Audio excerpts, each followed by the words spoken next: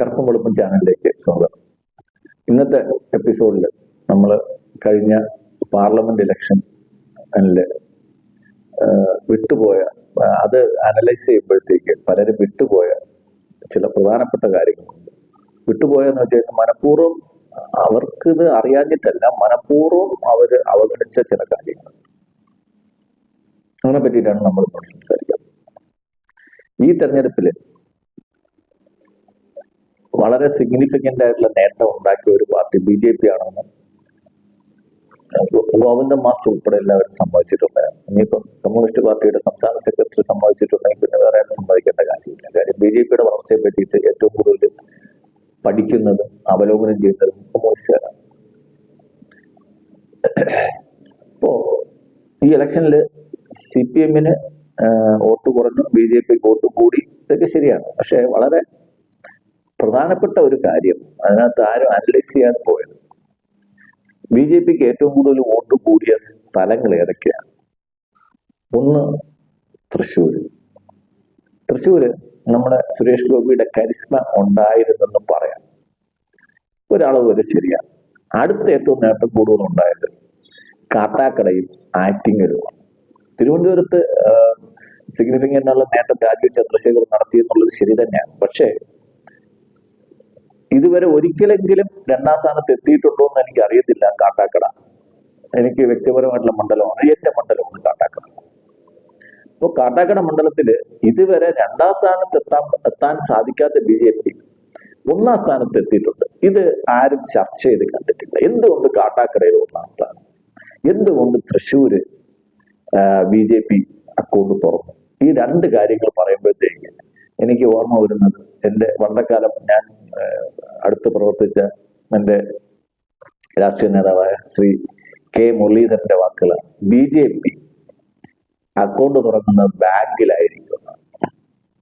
ചില സമയത്ത് നാക്കിൽ ഗുളിക തന്ന പോലെയാണ് അദ്ദേഹം പറഞ്ഞത്. BJP അക്കൗണ്ട് ഓപ്പൺ ചെയ്തത് ബാങ്കിൽ തന്നെയാണ്. ഏത് ബാങ്കിലാണ് അക്കൗണ്ട് ഓപ്പൺ ചെയ്തത്? ഒന്ന് കരുവന്നൂർ ബാങ്കിൽ. സുരേഷ് ഗോപി കരുവന്നൂർ ബാങ്ക് ഒരു ഇഷ്യൂ ആക്കി ഒരു മാർച്ച് നടത്തിയപ്പോഴത്തേക്ക് അവിടെ തടിച്ചുകൂടിയ ജനങ്ങൾക്ക് ഒരു കണക്കില്ലായിരുന്നു. സുരേഷ് ഗോപിക്ക് ഏറ്റവും കൂടുതൽ വോട്ട് കിട്ടിയ സ്ഥലം CPM-ന്റെ ഏറ്റവും കൂടുതൽ വോട്ട് ചോർന്ന സ്ഥലം, BJPക്ക് വോട്ട് കിട്ടിയ സ്ഥലവും CPM-ന്റെ വോട്ട് ഏറ്റവും കൂടുതൽ ചോർന്ന സ്ഥലവും കരുവന്നൂർ ഉൾപ്പെടുന്ന മണ്ഡലമാണ്.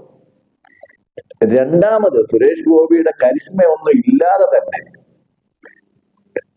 തിരുവനന്തപുരത്ത് കേരളത്തിന്റെ ഇങ്ങേയറ്റത്ത് കിടക്കുന്ന കാട്ടാക്കട എന്നുള്ള ഒരു ട്രഡീഷണൽ കോൺഗ്രസ് അല്ലെങ്കിൽ കമ്മ്യൂണിസ്റ്റ് മണ്ഡലം മാത്രം ആയിരുന്ന കാട്ടാക്കട എങ്ങനെയാണ് BJPയുടെ ഒന്നാം സ്ഥാനത്ത് എത്തിയെന്നുള്ളത് വളരെ സിമ്പിളായിട്ട് കണ്ടുപിടിക്കാന്നുള്ളത്. ഈ രണ്ടിനും തമ്മിൽ കോമൺ ആയിട്ടുള്ള എന്താണുള്ളതെന്ന് ചോദിച്ചു കഴിഞ്ഞാൽ കോപ്പറേറ്റീവ് ബാങ്കാണ്.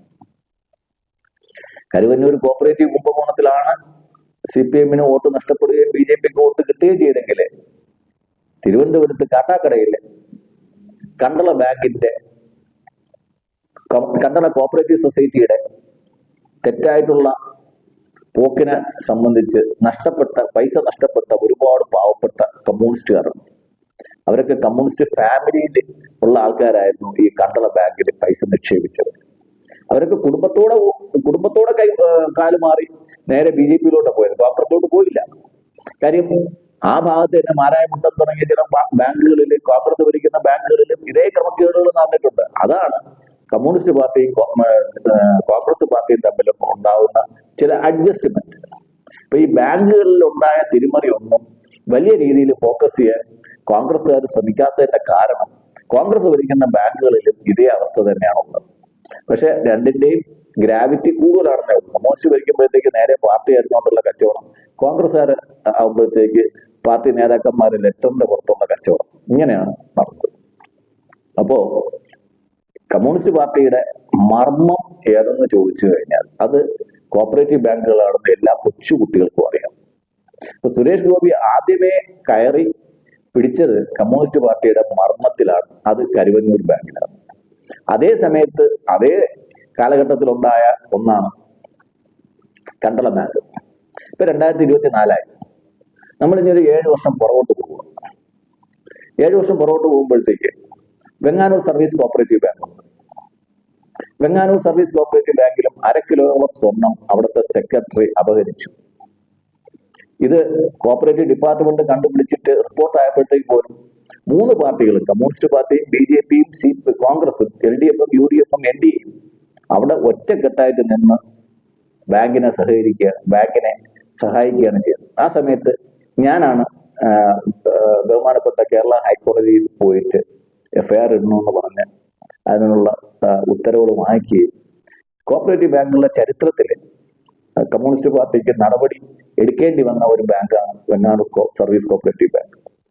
അപ്പോൾ സർവീസ് കോപ്പറേറ്റീവ് ബാങ്കുകൾ ആണ് CPMന്റെ ശക്തി കേന്ദ്രങ്ങളെന്ന് മനസ്സിലാക്കി വെങ്ങാനൂരിൽ നിന്ന് നമ്മൾ തുടങ്ങിയ ഒരു ചെറിയ പോരാട്ടമാണ് അത് കരുവന്നൂരിലോട്ടും കണ്ടളയിലോട്ടും മറ്റു ബാങ്കുകളിലോട്ടും ഒക്കെ വ്യാപിക്കുന്നതും BJPയുടെ ശക്തി കൂട്ടുന്നതും മണ്ഡലങ്ങൾ പിടിച്ചെടുക്കുന്നതും.